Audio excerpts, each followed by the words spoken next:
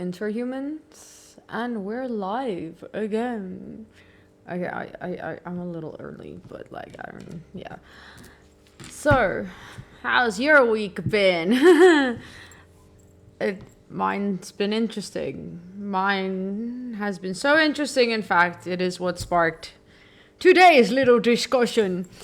I decided after last week's little anxiety attack I had online, that I wasn't gonna over research these things anymore because, I very much now understand why long form research content is monetized and done on YouTube and not in the lives, because god damn, that was difficult for me.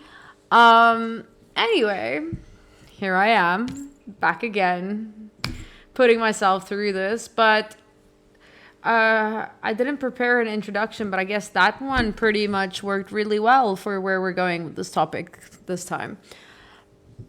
So recently, okay, also, like, maybe part of why I got so anxious last week, but I started a new job last week, cause yeah, I've been kind of freelancing with the creative stuff that I've been doing, and capitalism has won, so I had to get a more secure income, and thus have started a job in the service industry. And that's how we got here.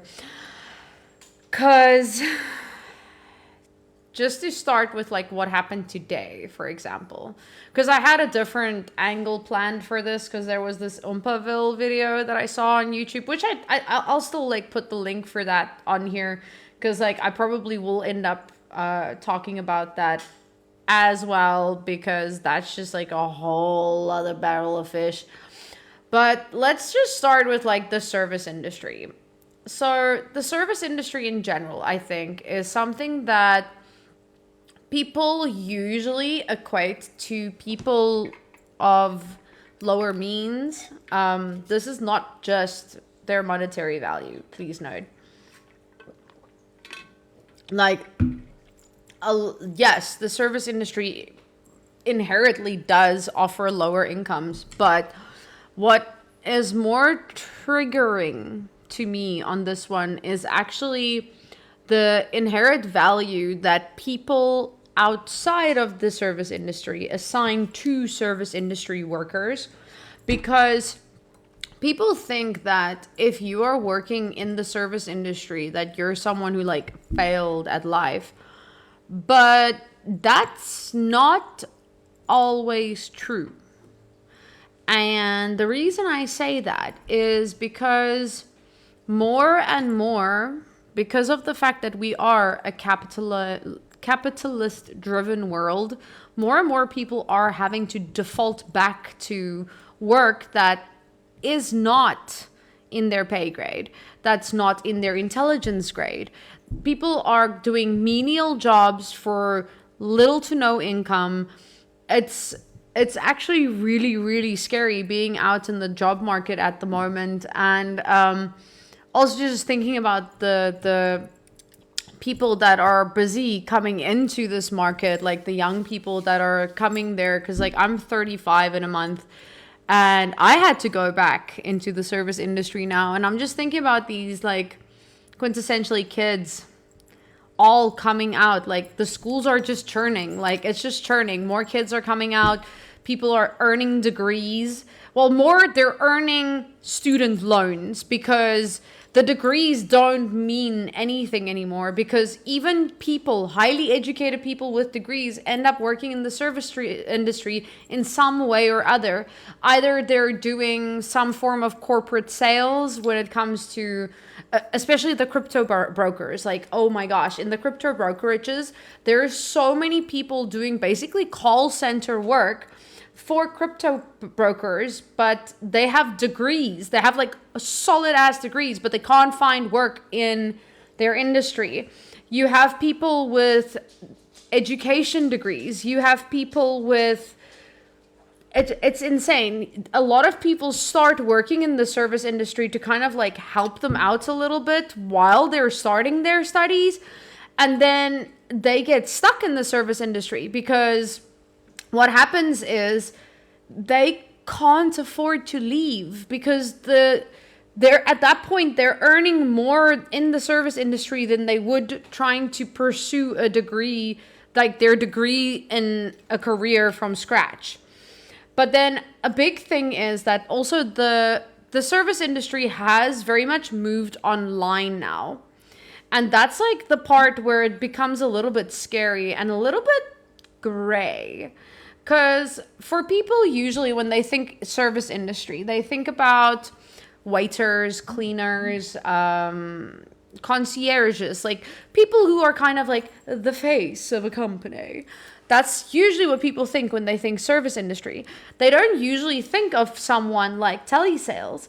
They don't think of people who do customer service. They don't think of people who do ticket resolutions for like these companies that have the ticket bots that you need to answer. Like all of those are service industry jobs. There are, in fact, service industry jobs that's also on the higher paying scale because you get your HR managers, you get people who are in marketing. Like marketing is service industry because you are selling a skill. You're not selling a physical object. And service industry in general is someone who uses their skills to serve another. And people usually just get really, really stuck on the whole like, oh, but that's just like people who work at McDonald's. No, it's not. It's not. It's literally any single time that you end up serving someone. And the reason this topic is starting to become such a... Oh, goodness. Something went wrong there for a moment. But anyway, I'm back. But the big thing that is kind of like bothering me with this whole thing is the human trade value of it all. Because in an online world, the biggest people we actually intercount is not a word, interact with on a daily basis that are in the service industry are social media influencers and streamers and creators. Because what they're doing is they're using a skill to portray to you some kind of information, whether it be for entertainment value, educational value. It doesn't really matter which one, but the point is that they are trying to serve you something.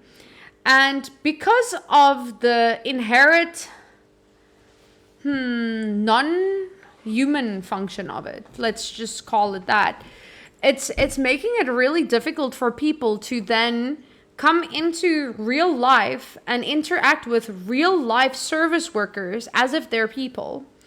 And the reason I'm saying this is not because I say that service workers are robots, because that's all what I'm thinking. No, it's also not that everybody does this, because there are people who are just kind to everybody. They don't care what your social status is. They like literally, a person is a person, like her Horton Hears a Who style. So to me, it's like a lot of people though have come into this thing where if you are not personal to me, you therefore are inherently less valuable to me, unless you're someone of affluent status, like if it's a doctor or some like business executive or something like that, then people tend to sell them much higher in their brains. And I think again this like feeds onto that like influencer dynamic, because the influencers that we look at are usually the people who have the highest ratings, the people who have the most followers, people who have the most interactions, the best sponsors. Like those are usually the people who have like the most inherent value. And now we're portraying that in our day-to-day life as well. Like if someone doesn't earn in a certain income bracket, then people are seeing them as like being someone that's lower than. And it's really making me think back to George Orwell's Animal Farm. I don't know how many people have read this, because like obviously they have thank you. XLBCHX. I wish I could. I feel like that's probably someone's name. And I don't know. I'm sorry. You can comment your name. I'll say your name. But thank you for the hearts. I really like hearts. But yeah. So to me, the thing is, where I started was what happened today. So I work at the moment as a concierge for a company, which basically is a very fancy way to say that you sit at a desk the whole day and answer people's questions that they should not need to ask.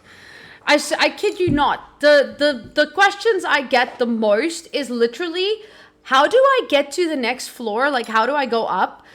The lift elevator is like a meter, like couple of feet from where I'm sitting. They ask me, how do you get to the top? And then the other one is they ask me, where can they pay for their parking? The meter is right in front of me. But it's like people are getting so used to everything being spoon-fed to them because of this like non-human element. So it's kind of like they see me as this NFT figure. Like I'm just like here like, hi, yes, over there, thank you, welcome, hi, have a great day, thank you so much. But then every once in a while someone comes in that requires something from me that is not an NFT function. They want like main character stuff. But the thing is, in their mind, I'm still an NFT. So therefore, am I doing it? Is it NFT? Whatever.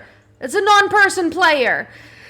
So it's like, then they come and they ask you something and you give them the correct answer. You tell them, this is the thing. This is what is happening. This is the rule. This is what I have to do. And then suddenly, because you gave them an actual human answer instead of the whole, hi, how are you? Have a great day. Oh, yes, of course, let me serve you.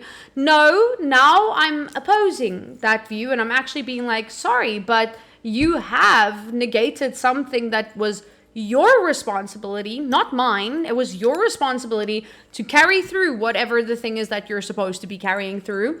And you did not do that. So now I get to actually be a character. I don't have to stand here and like, hi, how are you anymore? And the moment you have to go into that like mindset, people suddenly snap at you.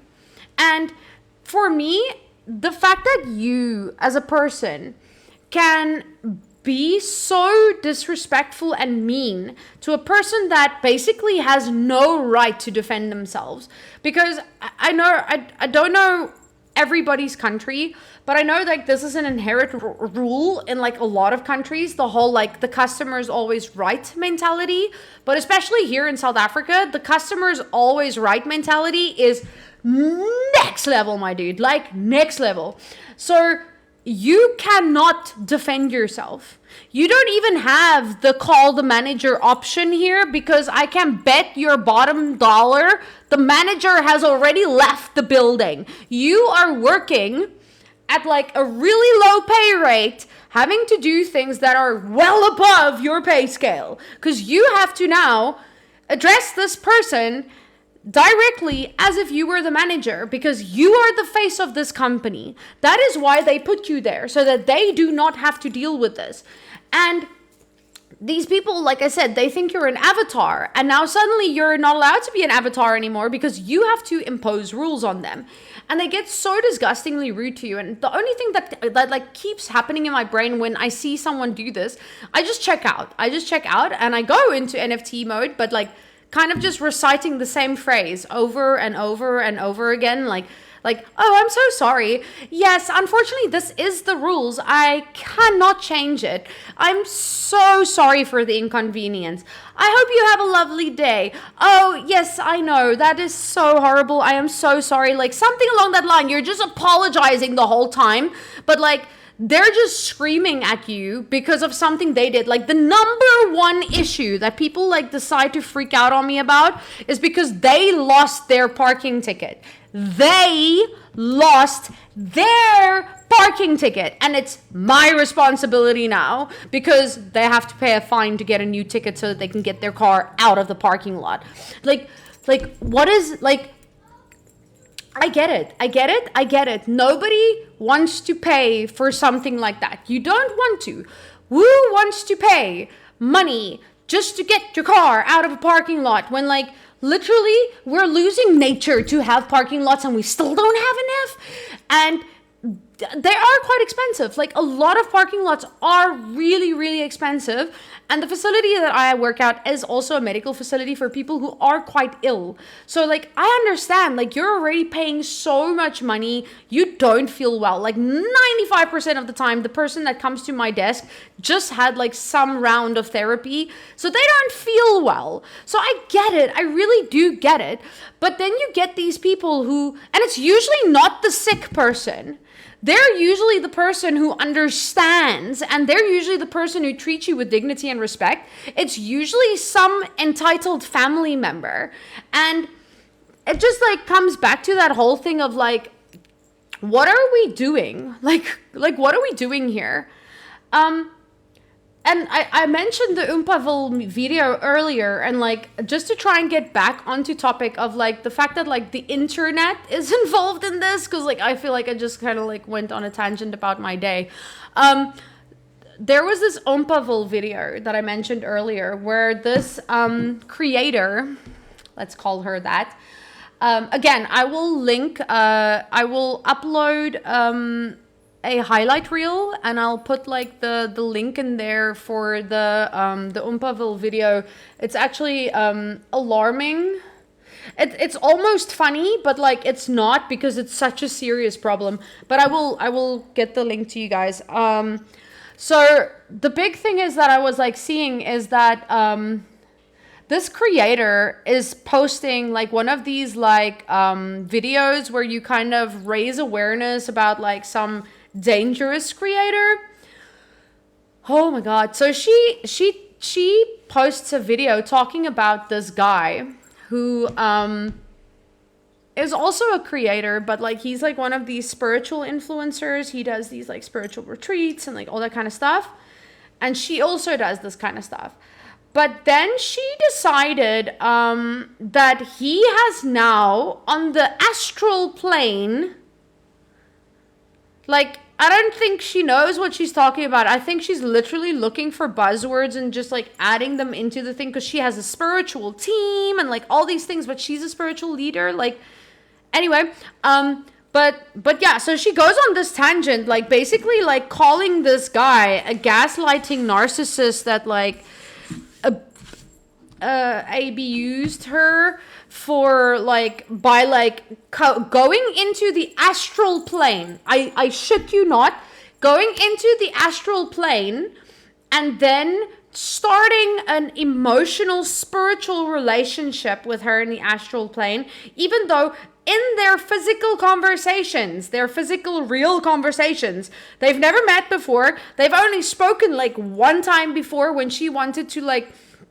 collab with him on, like, a video or something, and she just goes and freaks because, like, in the astral plane, he told her that they were gonna get married and, like, all of these things. And then this guy actually did post a reaction video eventually after receiving extreme amounts of hate from people. And like, just give me a second, because, like, I actually get really peed off about this one, because, like, I am a person who believes in spirituality. Otherwise, I wouldn't have all this crap on me. Like, I actually believe in spirituality, and it's like, this is why people think that people who have spiritual beliefs, that's why they think we're cuckoo. That's why they think we're freaking insane, because there's people like her with, like, over 1 million something followers talking this shit. But anyway, so this guy posts a response video with receipts, my guy, with receipts. Like, he actually took screenshots and put it in his response video so you can see the whole ass conversation. And guess what? Her fans did not believe him.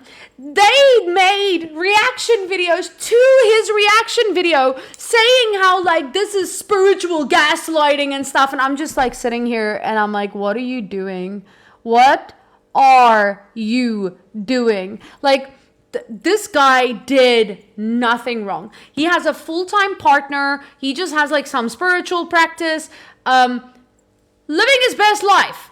This woman spoke to him once about the possibility of doing like a TikTok collab, like maybe co-hosting a live or something. I stand corrected. I don't know, because like I can't remember. I'm just really pissed off about the situation. I haven't watched the video in a moment, but like the gist of it is that like that's the only time they spoke. And then they didn't talk for like a while. And then she just like suddenly messages him out of the blue, telling him that like this needs to stop, because like in the astral plane, he's been like making promises and stuff to her that's just like not coming to fruition. And I'm just sitting here and I'm like, what is happening? And then I go on to watch more of the content, more of the YouTube, more of the TikTok, because that's what we do. That's what we as a society does. And now I'm noticing this new little amazing phenomenon. Do you remember, not that long ago in our internet history, when we had these ads? And in the beginning, the ads were like a couple of seconds, wasn't that bad. Eventually, the ads got a little bit longer, but then you had the skip button. Then eventually, we got the non-skippable ads. And then eventually, we got this like 3 to 4 ads with the non-skippable ads somewhere in the middle. And we got the option of paying for premium, which most of us did. We all hopped on the fucking premium wagon, because like we were like, this is not so bad. But now, we have a new thing that has risen its head, and it is these paid sponsorships in the videos. Because for a half an hour video, some of my favorite creators, for like a half an hour video, they've got like 3 or 4 sponsors that they're throwing into the content. So I'm paying for premium, but like I get it because of the fact that we're paying for premium, and because we're not watching ads, the revenue is different. So they're not getting as highly monetized as they used to because of us playing ads. I get it. That's how money works. But now it's like we have this promise of no ads, and now the creators are adding their own ads to make more money. But let's just sweeten the pot here, because like you still have to pay for premium. Please note, you still have to pay for premium. But as a creator, they now give you an option where you can become a member. You can have a member subscription to a YouTube channel. So in other words, now you're paying for premium, because like even if you have the member subscription, if you don't have YouTube Premium, then they still roll out ads in your videos. So you're paying for a membership to YouTube. Okay, unless you use like some ad blocker site or something, which like kudos to you for that. Some people do that. To me, there's no point, because like most of the time I drive with my mobile data off. So I need to be able to download my music, because the data rates in South Africa is really expensive. But anyway, so in other words, we're paying for premium. Because, and like the money that you're using to pay for premium is like, again, it does go to the videos. Because like, it's not like none of that money goes to the creators. Like, it's like, no, it's less, but it's not zero. But now it's not enough. It's not the insane amounts of money that they used to make because people were watching ads. So now they're adding ads and then making you pay a membership fee to not have their edited ads. So it's like, we're just paying all the time. We're just paying for everything and everyone all of the time. And I'm just like trying to think where we're going to stop. Because my head is starting to hurt when it comes to anything service related. Guys, I don't know how these bios work, but did I get 1,000 something likes on this video? If that is true, that is insane. And I just want to say thank you. Sorry that I'm getting distracted, but like, what? Anyway, yeah, but I'm just trying to try and figure out what the end is, because we've got people selling us content, which most of the stuff that we're watching and paying all of this money for is a regurgitated version of something someone has already said before. Most of the research, like I'm not taking it away from the YouTubers that do actual research. I know there's people that pay insane amounts of money for script writers to do their stuff, and they have like really polished content, really well researched laws, cases that people don't usually hear about, like all of those kinds of things. Like, I know they exist. I know. But a lot of the highest paying content creators are literally taking things that you can find on YouTube. It exists basically word for word, the way that they tell you. But instead of just doing that, what they do is they'll write down those like key lines that they need to regurgitate, because if they don't regurgitate it, they're going to sound like an idiot because they don't have actual opinions of their own. So they take that and then they add buzzwords and they add punchlines and they add, like, you're watching a true crime video where someone's like making jokes. You're watching a true crime video where the only opinion the person has to offer on anything in the case is like, I hope they die. I can't say that word.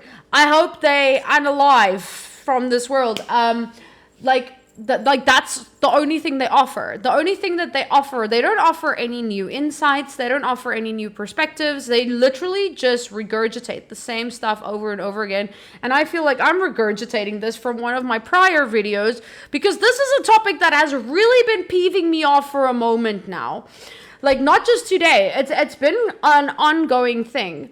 Because in this, like, economy of the service industry, we are expected to pay and pay and pay and pay for these people and these things and all the stuff. Like, we just have to pay. And it's usually the people on the lower ranking order of things that are paying. Because if you think about it, the people who are making enough money to have a life are probably living a life. Like verbatim, the people that I know that earn the highest amounts of money, they're not watching content creator.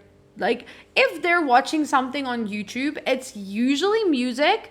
But if it's not music, it's usually like business documentaries or like actual documentaries, like BBC, those type of things that are like kind of old episodes that are on YouTube now. But beyond that, they don't do the whole content crazy shit the rest of us do.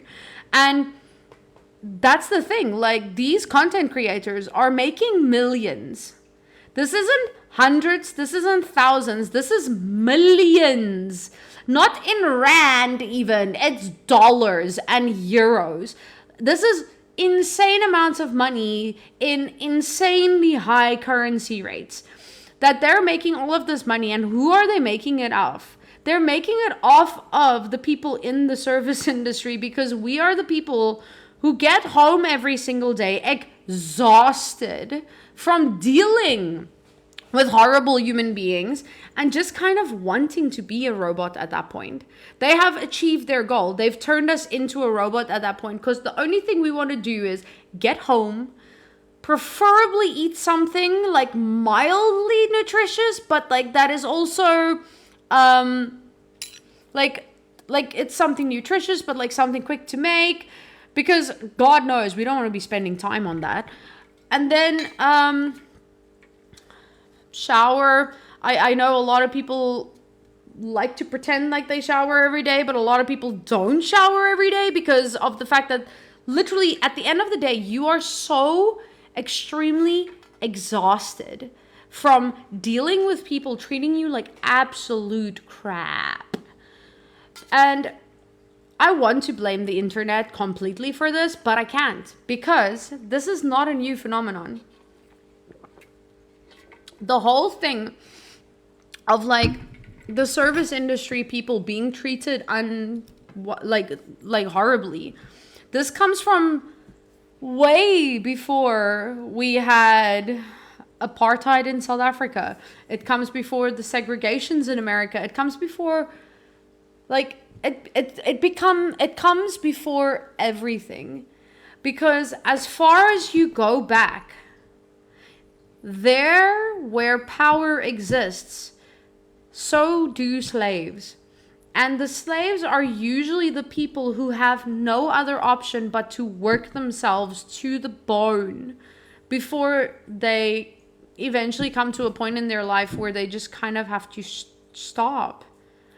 And I do see it though, like I'm sure like someone can comment on that, but I see it often where some people are actually okay with that life. And I don't think there's anything wrong with that. You get people who are bartenders till the day that they die. You get people, that word. You get people who work as stewards and stewardesses on yachts. There's people who really enjoy these kinds of work. And I don't want to take that away from them. And I don't want to demean their value because it's a job that they enjoy doing. We need people doing these jobs. We need people doing jobs that not everybody wants to do.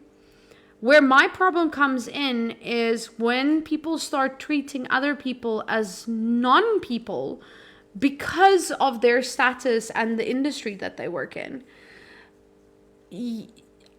If anything, I think that people working in the service industry deserves a great deal more respect than even like the average Joe, because these people are literally doing work that no one else wants to do. No one wants to be dealing, especially cleaners, like such an undervalued like part of humanity. People are always like thinking of cleaners as like people who failed in life, but like let's just move past why they're cleaning, because like a lot of people don't have a choice. I had there was someone I knew when I was living in America. His family were Ukrainian American. They had to go on asylum because they were Jewish. And his mom has a degree in mechanical engineering in the Ukraine. And then when they got to America, for example, her degree, she worked hard. She like really built herself up in her industry, everything. And then when she got to America, they just told her like your degree, your years of effort and hard work are non-valid. So what did she do? She went and cleaned people's homes, because that's all she could do in that situation. I just think that like judging someone based on their career is the lowest form of humanity we can possibly have. But then we judge people like social media influencers, for example, which again is also service industry. And I want to get that point across. Like I want to make that point as clear as day. Influencers and social media creators are also service industry workers. But if you take a cleaner and you take an influencer and you put them next to each other, which one are people going to give more value to? People are always going to assign more value to the influencer because the influencer is doing something so cool. But I would argue that the cleaner, to me, has more inherent value. It's a person that no matter what life threw at them, no matter what the situation is that ended up putting them into that job, it's a person that went out there and said like, I'm not going to back down. I'm not going to let the world destroy me. I'm not going to let anything take me down. I am going to make an income and I'm going to survive. But then people decide that's a good idea to undersell a person like that. Whereas like, luckily I'm not an influencer. That's also proof that we always have choices, because if I have a degree, there's no way I'm cleaning. Yeah, thanks. I'm gonna assume it's Sai. It's something I actually did mention early on. The fact that like even some people who have degrees don't even have that freedom of choice anymore, because I know a lot of people who start out working in the industry just while they're studying their degree, and then by the time that they actually finish their degree, for them to go into the line of work for their degree, they're going to have to take a big salary cut, and it's going to take them years to even get to the point where they're making that kind of money that they need to be making just to pay back their student loans, because a lot of people nowadays are earning student loans. They're not earning degrees anymore. They're just earning student loans that they will pay until they retire someday. And I find it actually absolutely disgusting that that is what our life has come to. But yeah, like, I would love for us to live in a world where we can actually make a choice. Like, I don't have to be a cleaner. I'm going to get a degree. I'm going to have a job. I'm going to be a success. That would be brilliant if everybody could just like live the dream that they want to live. But we don't live in that world. We live in a world where most of the people who live are working in service, because that's where the jobs are. That's where the salary is. That's where security is. Because most people can't afford to go to university. Most people can't even afford to just get a diploma at a college. There's people here in South Africa who can't even finish high school because their parents can't afford it. And those are the people who end up being cleaners. Those are the people. But then you have these lucky few that have been able to become social media influencers, for example. And that's why I'm like, again, like back to the weighing scale of a cleaner versus a social media influencer. They're both service industry workers, but people sell up the social media guy and sell down the cleaner, because like if you're a cleaner, you must have failed at life. You must have failed so hard. But like if you're a social media influencer, like, wow, you're just like so special and precious and like whatever. A lot of social media influencers did one thing. If you go back on, if you think of most of the like influencers, like I don't want to like name drop people, because like I don't want to be that type of person. But if you look at these people who have like millions upon millions of followers, most of them had like one thing that sold them. Like two of my favorites, which like I love watching them, I'm not gonna lie, I love watching both of them to death, but like they fall into this category, unfortunately, is Selena Spooky Boo and Call Me Chris. Like both of them hit it lucky with like a really good idea. Like Chris did the thing with her voices and the little hands, especially the little hands. Like that was like her thing in the beginning. A lot of people just remember her as the little hands girl. And then Selena with her like waking up and farting videos and her sleepwalking videos. Like those were like her style buys. Unfortunately, they're like the only two like mainstream influencers I really follow. So like I can't pull lore from more people than that. But yeah, they fell into the oh wait, I know someone else, but like not because I watch him, but because I watched a documentary on him recently, is that Nico Avocado guy who supposedly lost the weight with diet and exercise. I don't know. He says so. I feel it's allegedly, because like he very coincidentally did so around the time that a certain injection has been around that has just like dramatically made a lot of people lose weight. But like I don't know. I don't want to talk on that, but like again, like he was a health guru poster dude, and he had like basically no followers.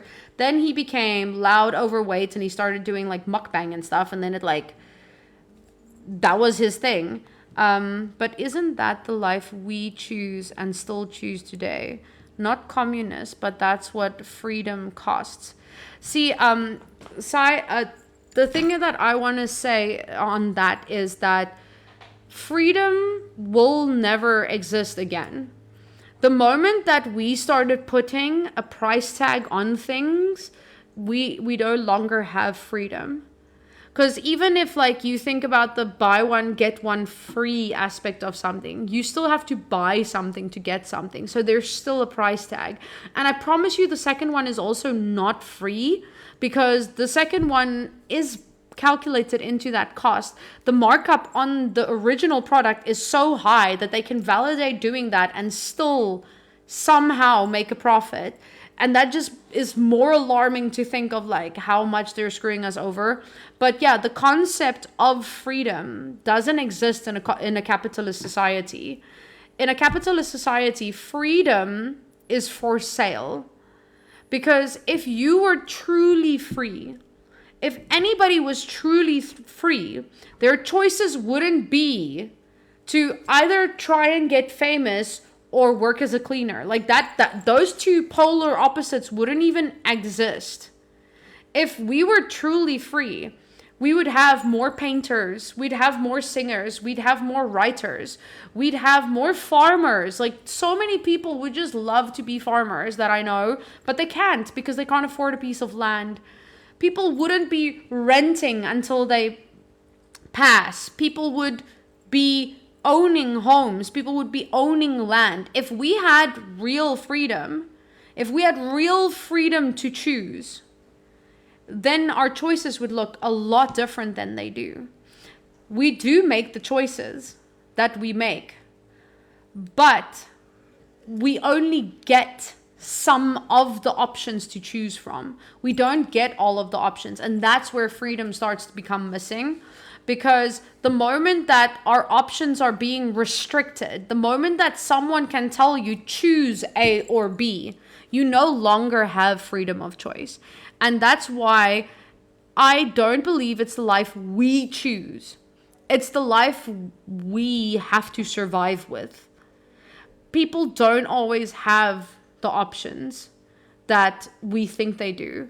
Sometimes it's easy, and like, I don't want to assume onto your life or anybody else's life by what I'm saying. I'm not saying anything based on people's income or anything like that. Like, I'm not trying to sound like I'm an expert on you or anything that I say, but like, my thing is that the way I feel about freedom of choice, I feel freedom does exist, but the power to choose, it is put in misinformed people's hand. See, that's the thing. For freedom to exist, someone else shouldn't have that power. If freedom existed, if real freedom existed, no one would have the power to control it. That's how I feel about it. The people who get to choose, that means there's no freedom. For you to have freedom means you have autonomy. It means that nobody else has control or dictation over your situation. And even by saying like it's put into misinformed people's hands, whose hands would you have it put into then to make it more free? The only way for it to become freedom is for it to be in your own hands. And no government is ever going to be you. And we as people will never come to a point where everybody is just going to be comfortable with the option of just trusting another person to make their own choices. And the main reason for that is because of media and stuff, which is, again, like where I'm coming onto the whole thing of like the internet as a service industry being sold as this like beautiful little magic thing. Because again, why I think that someone who chooses to be a cleaner instead of someone who chooses to like struggle on the internet, isn't that what a democracy is supposed to be? No, democracy only exists because of capitalism.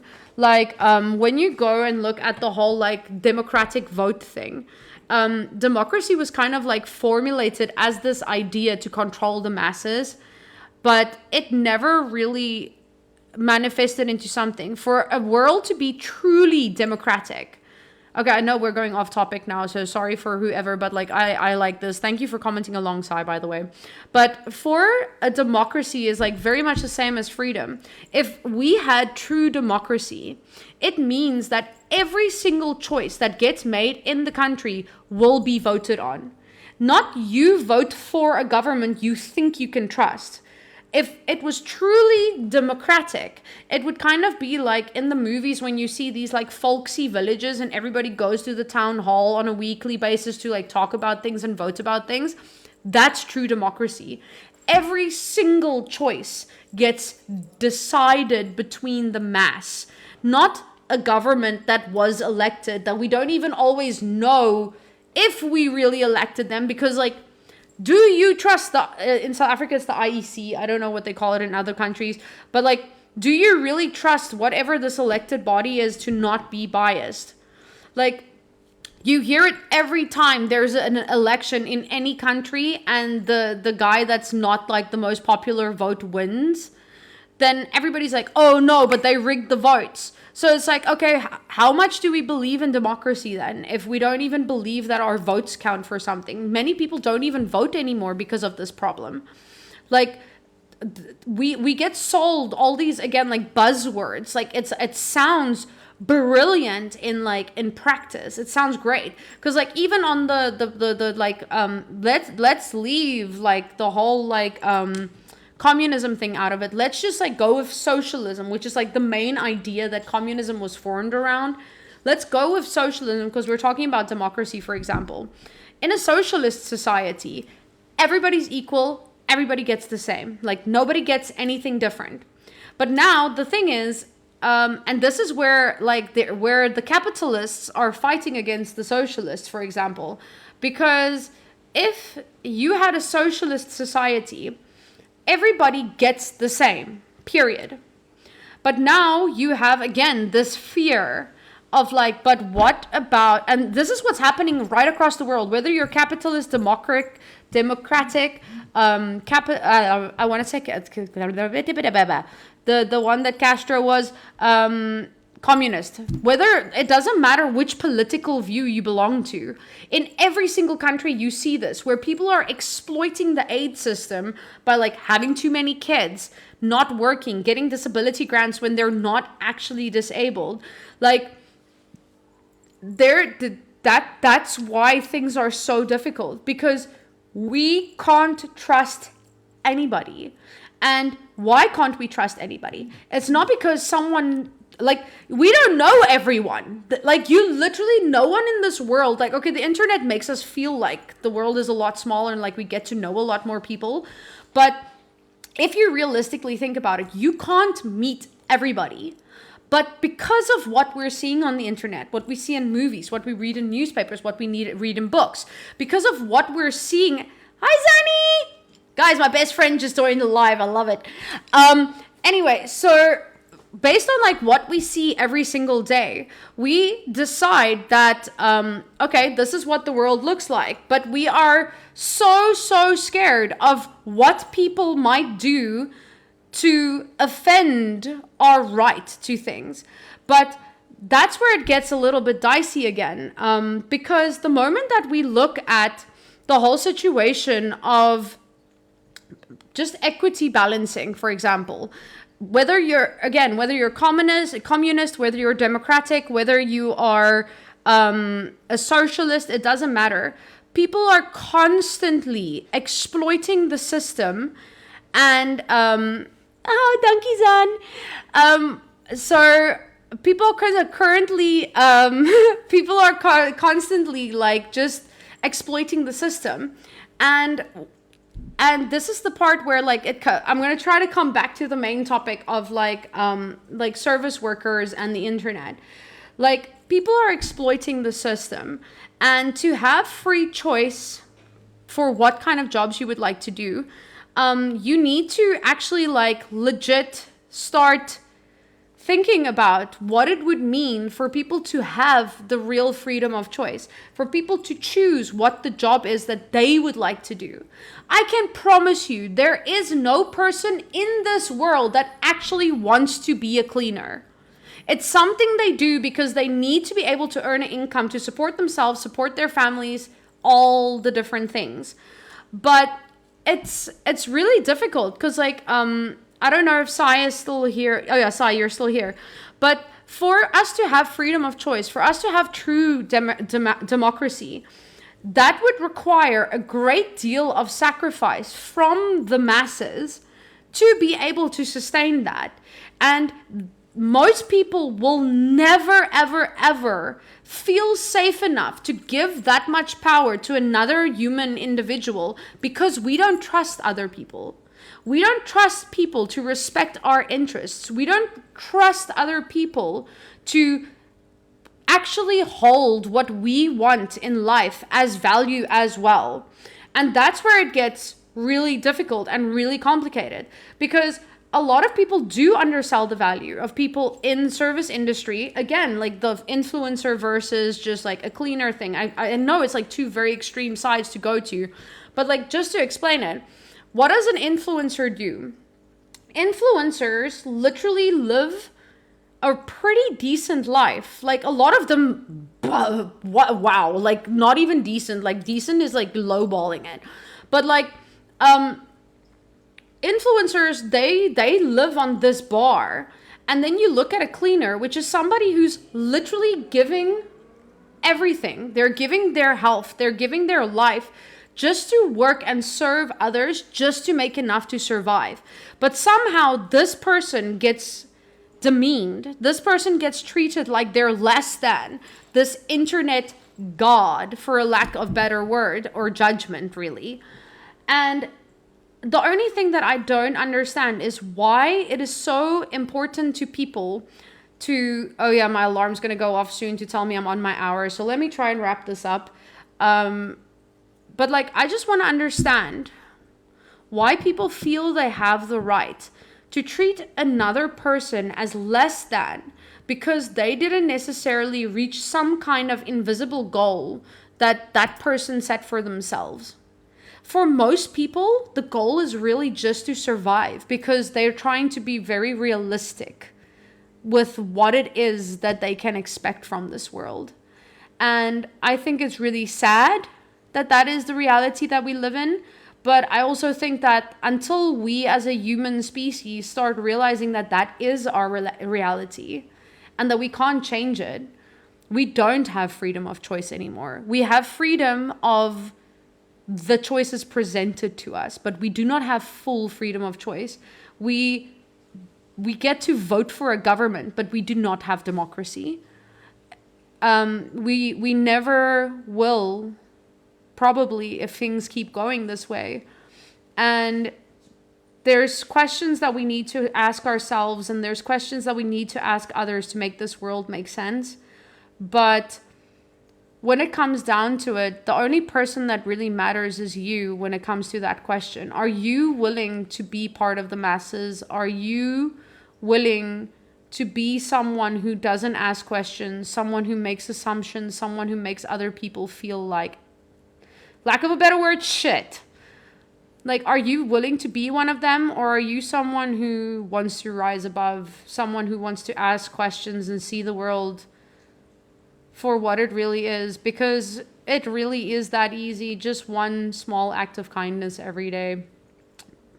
But as I really, really, really don't want this alarm to go off on me again, because it's done it twice now in live and it's really loud, and I always get super anxious because I have to move a little puzzle square, and it's really difficult. It's like when your house alarm goes off in your ears and it's like, nah, and you like need to put the, yeah. Anyway, thank you, Sai. Thank you, Sai. And thank you for my best friend, Salmarie, and everybody else that's been here. Oh my gosh, I got 1,600 likes. Thank you to everybody who was involved with that, because that is quite insane.